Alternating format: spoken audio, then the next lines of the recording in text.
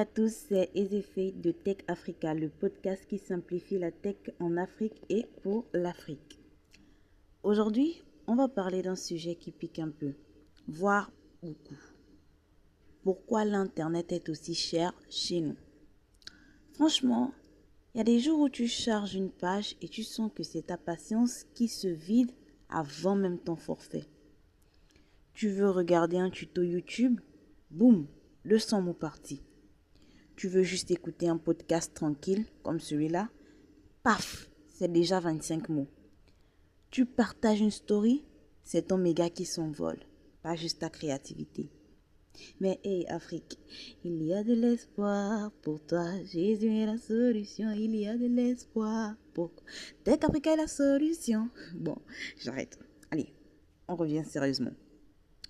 On va pas juste se plaindre aujourd'hui, on va aussi chercher à comprendre pourquoi c'est aussi cher et surtout voir ce que l'on peut faire à notre niveau pour améliorer les choses.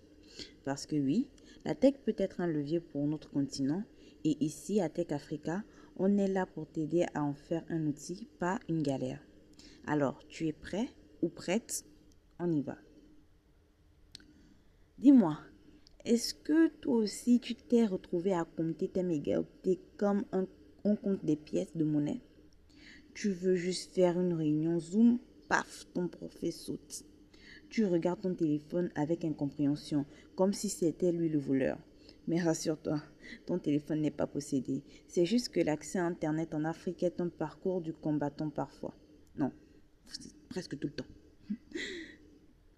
Première chose à comprendre, l'Afrique est connectée au monde principal par des câbles sous-marins. Des câbles géants posés au fond de l'océan. C'est ça qui amène Internet jusqu'à nous. Mais voici le hic. Les câbles arrivent dans quelques pays côtiers et après, il faut redistribuer l'Internet à l'intérieur des terres. Plus tu es loin des côtes, plus c'est compliqué et plus c'est cher. Prenons une image. Imagine une bouteille d'eau minérale. Avant qu'elle arrive dans ta main, elle a traversé plein d'intermédiaires, embouteilleurs, transporteurs, revendeurs, entre le fournisseur international. En tout cas, revendeur. Eh bien, pour Internet, c'est pareil.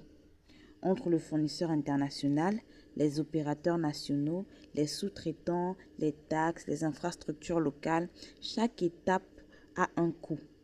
Et à la fin, c'est toi qui payes la facture. Et puis, il faut dire les choses clairement. En Afrique, l'Afrique souffre d'un manque d'infrastructures numériques.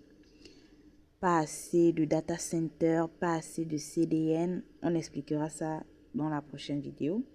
Pas assez de réseaux fibres bien installés. Du coup, pour accéder à certains sites, ton téléphone doit parfois aller chercher les données en Europe ou en Amérique. Oui, littéralement. Et qui dit long trajet dit plus de temps, plus d'argent, plus de lenteur. Tu vois que, voilà, ça coûte, c'est cher, voilà un peu. Donc, voilà quelques raisons pour lesquelles Internet est si cher chez nous. Mais ce n'est pas tout. Dans le prochain épisode, on va parler de monopole, taxes et solutions africaines. Parce que oui, il y a de l'espoir pour nous. Je vous l'ai dit plus haut, il y a de l'espoir pour toi. Tech Africa est la solution. Bon, ok. Donc, on se retrouve dans la deuxième partie de la vidéo pour voir les solutions. Si ça t'a plu, tu t'abonnes, tu lâches un like, tu partages et surtout, reste connecté. Shalom chez vous.